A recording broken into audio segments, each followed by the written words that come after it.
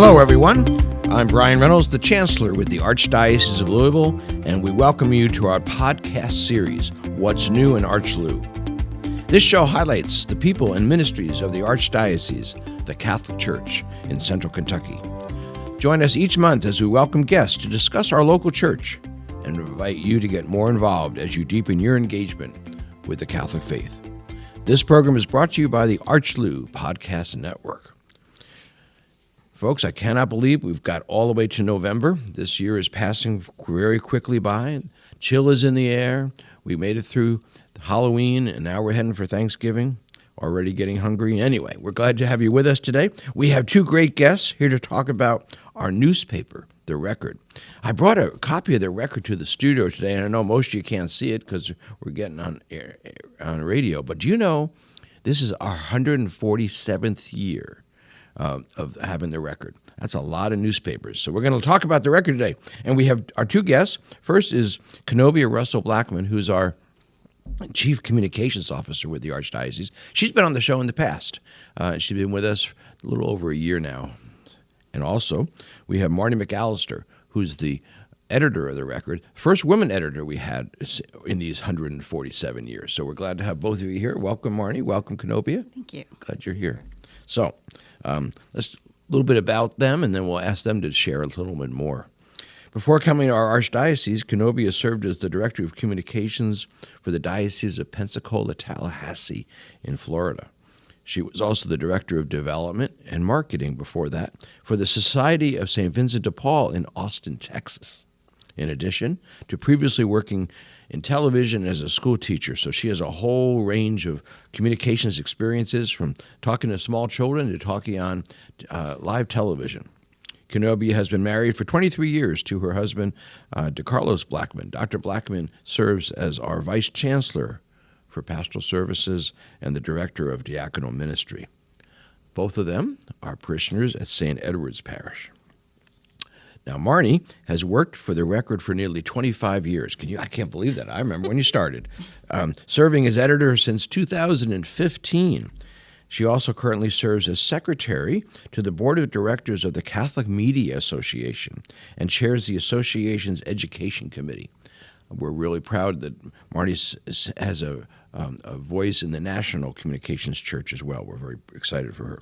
She serves her parish, St. Francis of Rome, as a sacristan and an extraordinary minister of Holy Communion. Marnie and her husband, Brian, have been married for 21 years, and they have 3 children. Okay, that's all the official biographies. Let's ask you a little bit more. Besides all that, what can you tell us about yourselves? Kanobia, help us get started. Sure. So I'm originally from Mobile, Alabama, born and raised there. Product of Catholic education. And I got my undergraduate degree in communications from the University of Alabama. So Roll Tide. Yeah, Roll Tide. Roll Tide. All right, yes. That's the football season still. That's right. That's right. So I got my graduate degree in education from Grand Canyon University. And so I spent over 20 years in broadcast news as an executive producer, with most of my career in Huntsville, Alabama at the NBC affiliate. And so, of course, like you said, moving to Austin, I worked for the Society of St. Vincent de Paul. Then prior to coming here, worked in the Diocese of Pensacola, Tallahassee. So it's good to be here in the Archdiocese. I'm grateful to be able to use my background in communication for my work with this local church.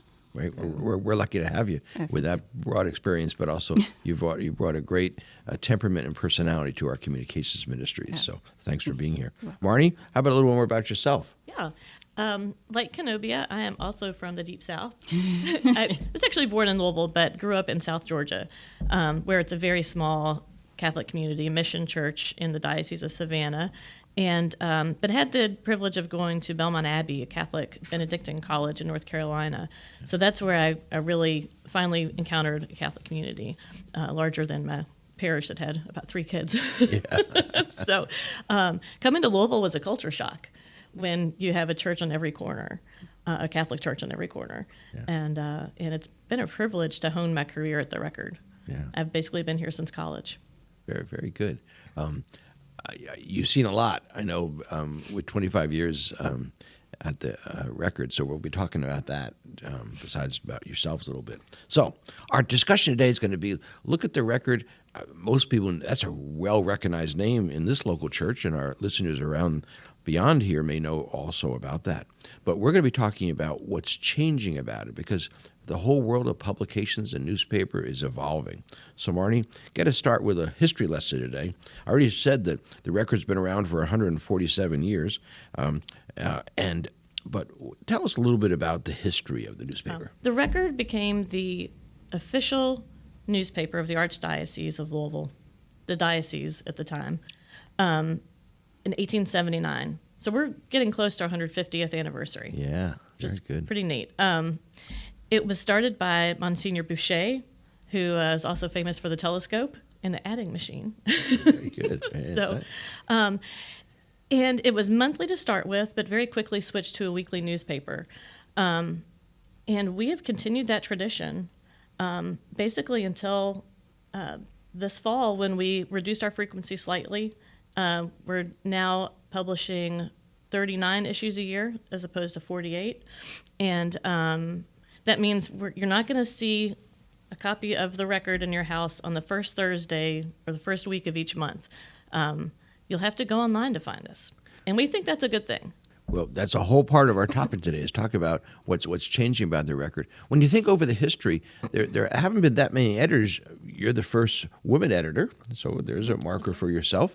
And before you, other than the previous two before you, they all were priests who were editors of the Record. So it's that interesting history that way. But having the task of communicating the works of the church is a significant responsibility. Yeah, it's a responsibility, and when we hire somebody new for our staff, we try to convey that this is something that what we put in the paper, what we say on the phone, whenever we're communicating with someone, we can have a deep impact on their relationship with God. So it's a very serious responsibility. I know that newspapers, and I know Kanobia will have something to say about this in a few minutes. I know the newspaper industry's changed a lot, and papers are less popular.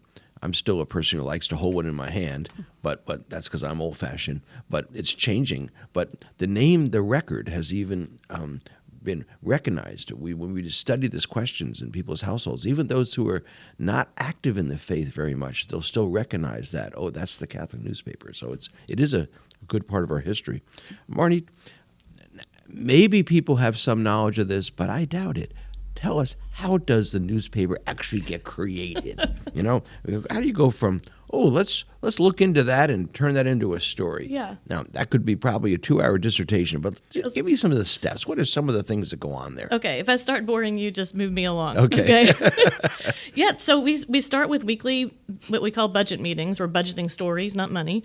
A weekly budget meeting with the new staff where we discuss the stories that have come to our attention. It might be that a reporter has been covering something and someone pulled her aside and said, hey, I want you to know about this. Or it might be a pastor calls us and says, here's what's happening. You gotta tell people about it. So that's how a story is born. Then we discuss what's the best way to tell that story. Sometimes it's strictly the written word. Sometimes we go all the way to a video for it.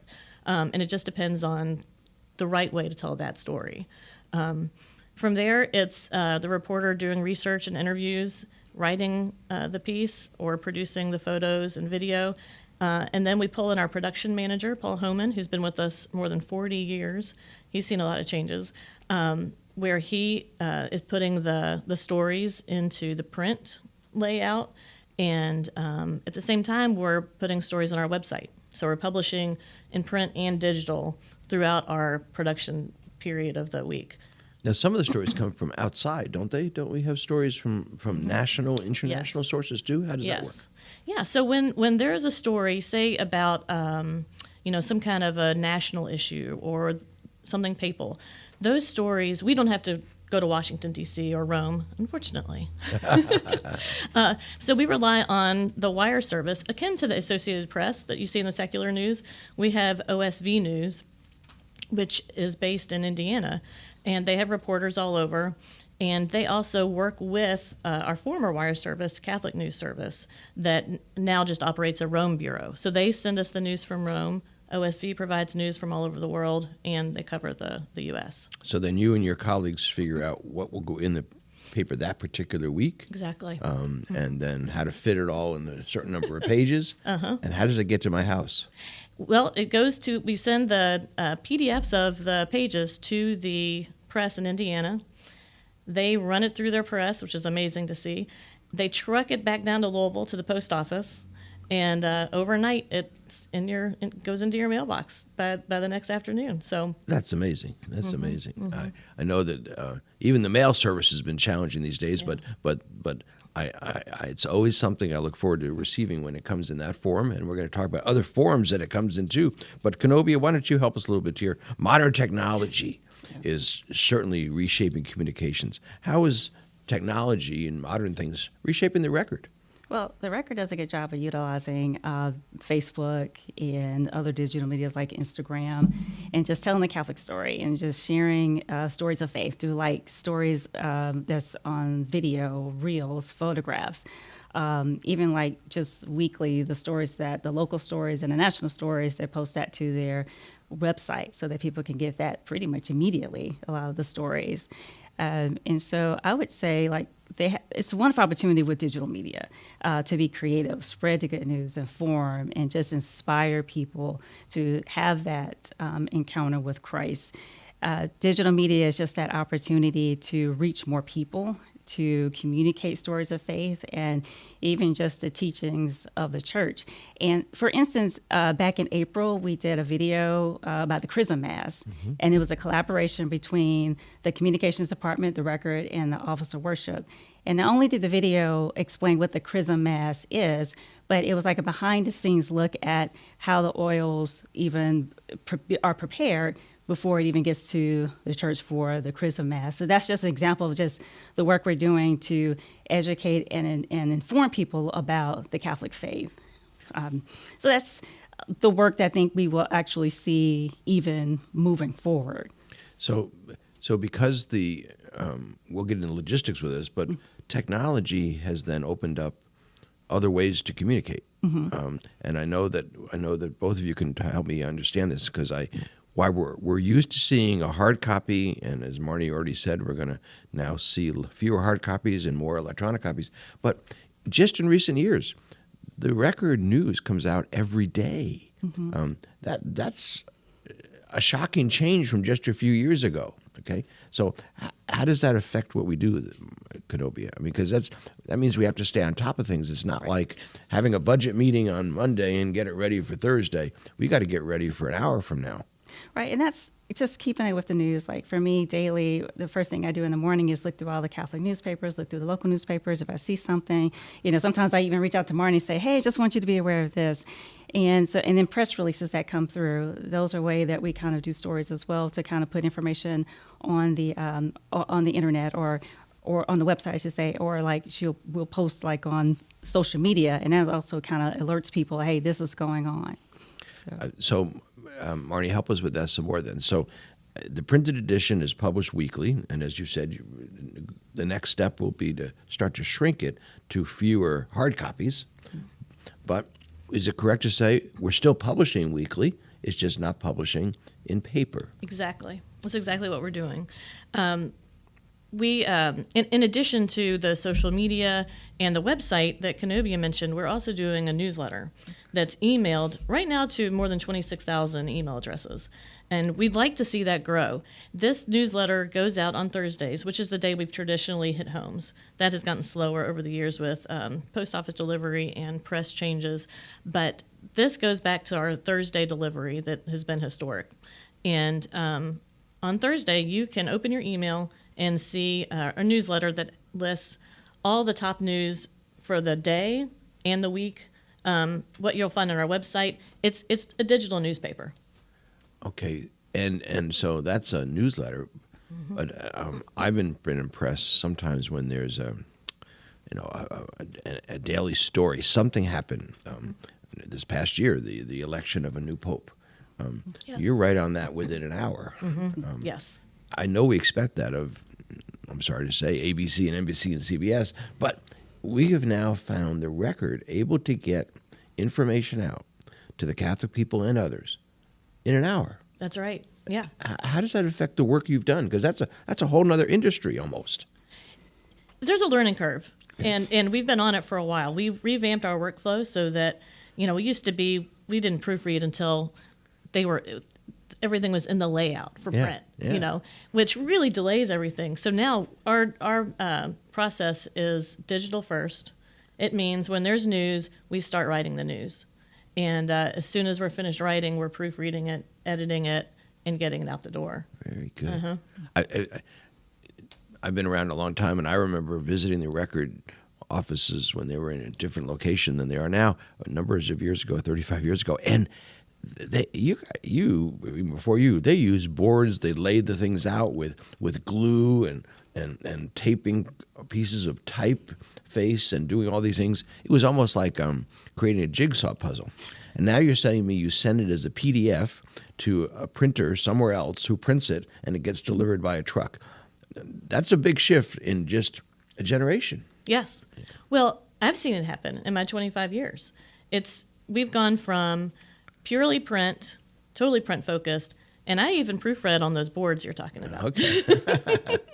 And in 2012, we introduced our first website and social media, and it's just been, just gradual growth since then. And in the last 2 years, it's taken off because we've been able to hire a social media or digital media manager who really has upped our social media and video products. So, if you see us on social media, you can think Gabrielle Crumpelman made it beautiful for us, and Olivia Caslin, a reporter, is out there bringing the news to you, and they're doing a great job.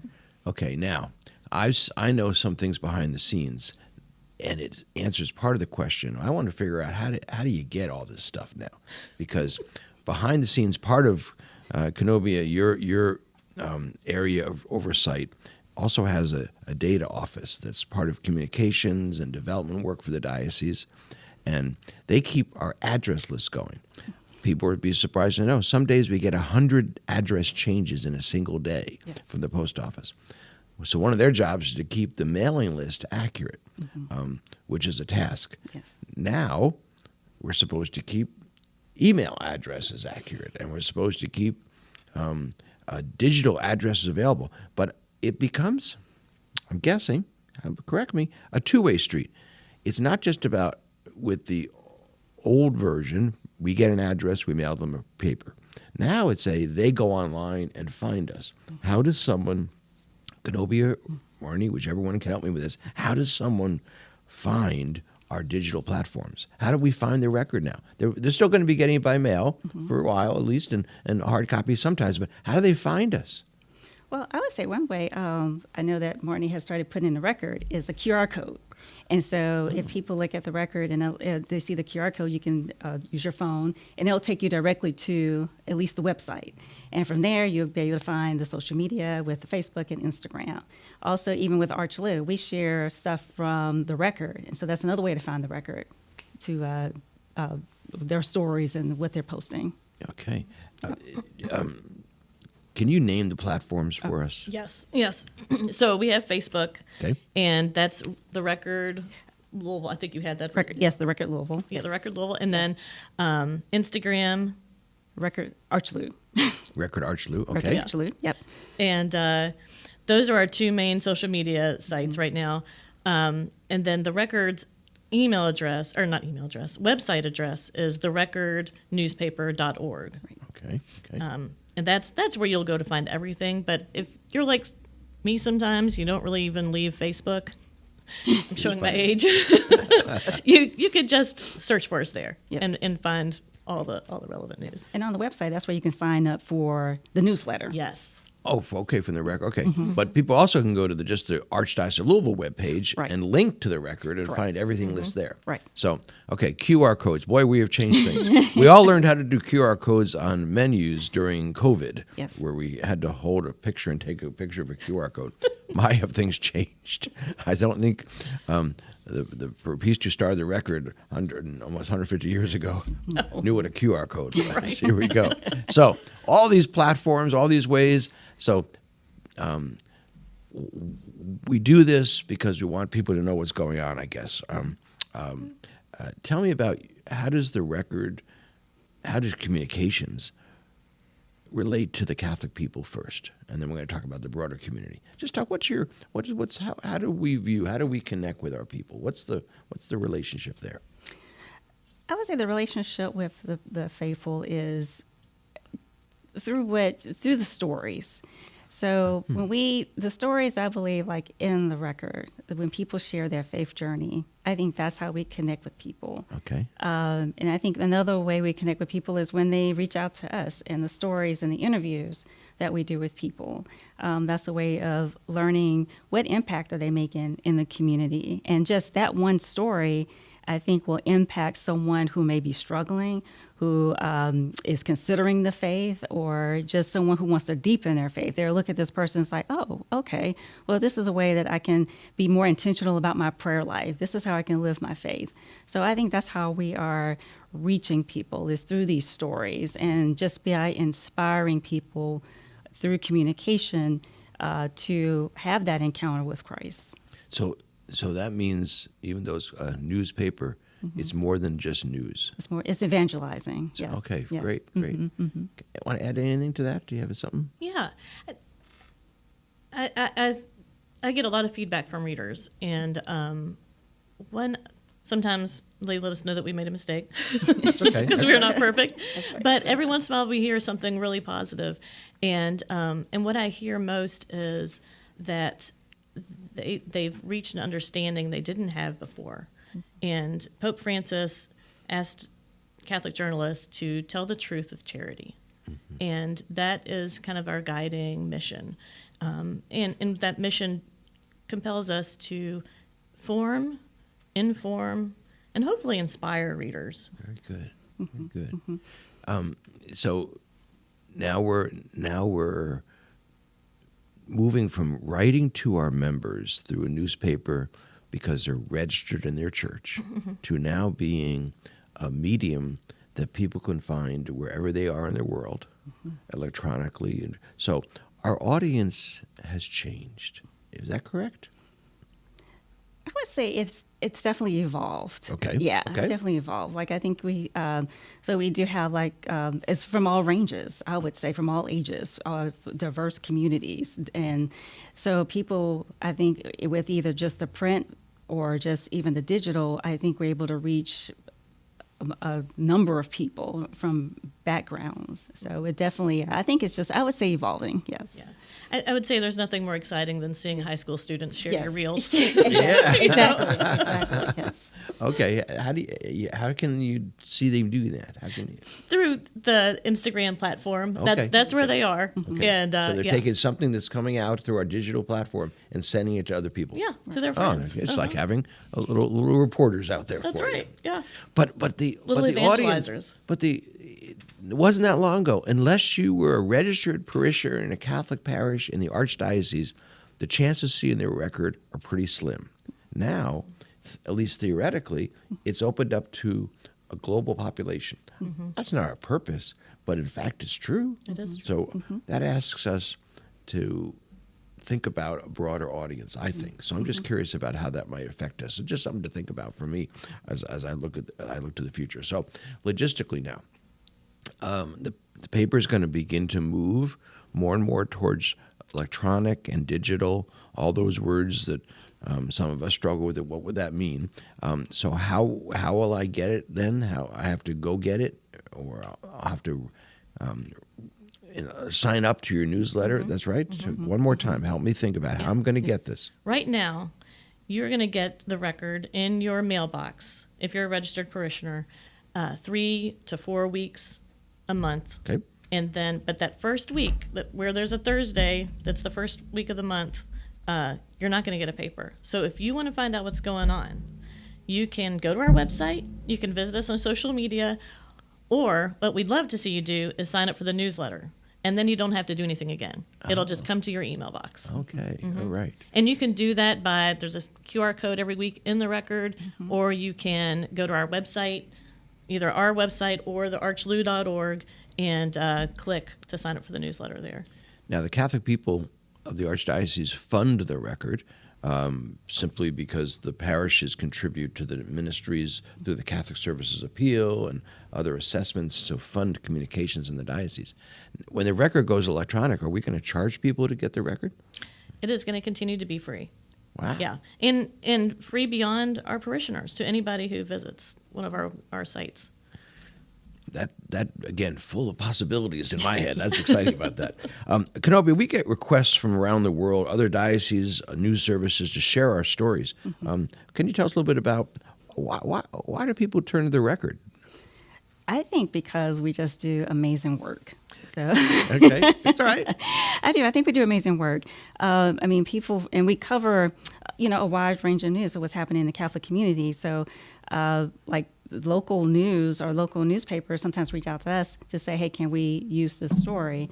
I mean, OSV News has even reached out to us before to ask to reprint something in their publication. So, even with our newsletter, there are people outside the Archdiocese that subscribes to the newsletter. There was an editor that recently reached out to us from another diocese in Kentucky, just saying how much they really like a story that was recently done. So people are reading the work that we're doing. I think people are interested in seeing what the Archdiocese is doing, and since we're doing good things, it's spreading. That's great. Yeah. Marnie, you're shy about this, but the record under your leadership has gotten lots of awards from the Society of Professional Journalists, the Kentucky Catholic Press Association. Can you just name a little bit about that? Brag a little bit. Okay.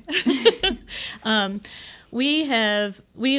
reporters earn awards every year. Society of Professional Journalists is a local competition, and we generally win top awards in that contest, and often for feature stories that highlight social justice issues, and because that's something the church is very strong on. And then with the Catholic Media Association, we have a lot of stiff competition at that national level, but we're still winning awards for best editorial. Ruby Thomas, who recently resigned, who's gone to give more time to her family, but she won, I can't recall the category, but she won an award for a piece that she wrote last year. And that's pretty significant when this is, considering this is all the news outlets and Catholic news outlets in the U.S. and Canada. Well, we're up against all those other dioceses and national press organizations and media organizations. Well, I wanted to give a chance to brag because one of the best things of the diocese, I think, is our communication ministries, and the star of the show is the record. And now that the record is going to serve the community beyond our archdiocese, even gives us more opportunity, I think responsibility. So it's both those things. That's kind of fun. Let me ask you both as we're going to wrap up here. It's a kind of a philosophical question. Why do we do this?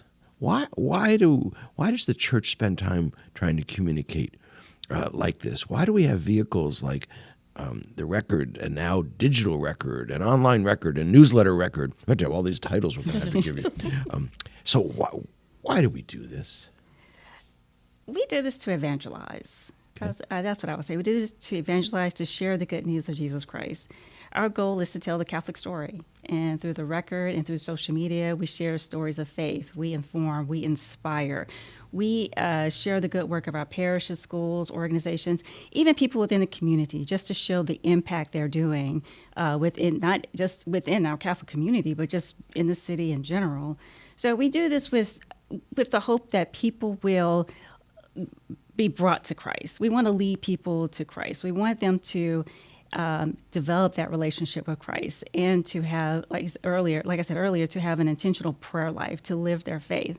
And even with the stories that we do in the record and that we post on social media, and of course, we do have to tackle those social issues, but we do it through the lens of the Catholic faith.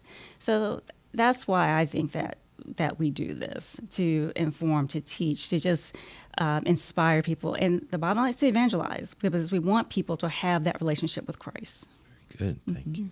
Anything else to add to that, Marty? Yeah, Yeah, well, it's interesting that we approach evangelization at the Record through journalism. And the reason we do that is because journalism has certain standards that, it's going to be true, it's going to be accurate. We have these things in place that people can expect. They know how to read a newspaper. And it's an opportunity to kind of translate what can sometimes be very complex or nuanced issues into something very user-friendly. Okay. I'm going to give you a surprise question at the end here. Archbishop Shelton often talks about wherever he goes, people walk up to him and say, "I see you're going to be at blank parish on Thursday." And he says, "How do they know that?" Well, that's because you print his schedule in the Record. Not every meeting he has, because that would take 2 pages. But you do list his public events and so forth in the Record. Other times people say, "I didn't get that crossword done right." Talking about the crossword. Other people say, that picture, I want a copy of that picture. And people ask for copies of pictures. There's editorials, there's columns written by some of our staff and by national authors. I want one thing you really like to check on the Record when you get it in your hands. I know you put it together and you've both seen it, but when you get the Record, what do you look at first? What do you open up to? Or do you just look at the cover? What do you do first? Last question. Okay, the first thing I do is look at the top story. I think that just goes back to Okay. I'm not surprised. being in television for all those years. So I always look at what's the top story, what's on the front page. So that's the first thing that I immediately go to. Okay. Yes. Mine's a little bit inside baseball. I'm looking at the layout and color to see how it's printed. That's all right. But you know what? Other people tell me there's 2 things that they really are excited to see is the calendar section called Bulletin Board, where it lists all the events coming. Yeah. That, very good. and then the classifieds, because the classifieds tell their own story about who's moving to where and what school has a vacancy. That means so-and-so must have left. So there's news behind the ads. Yes, All right. yes. Listen, Kanobia Russell-Blackmon, Marnie McAllister, thank you for being guests on What's New in ArchLou, but mostly thank you for what you do every day to keep the Catholic faith in front of people through the Record, through our online sources, through being communications and information you give out to the public, and in the private world as well, because you advise all of us who work with you about how to say it better and explain it better. And you've done that today. Thanks for being with us. And thank you to our listeners and viewers for being with us to this month's edition in What's New with ArchLou. Tune in again next month.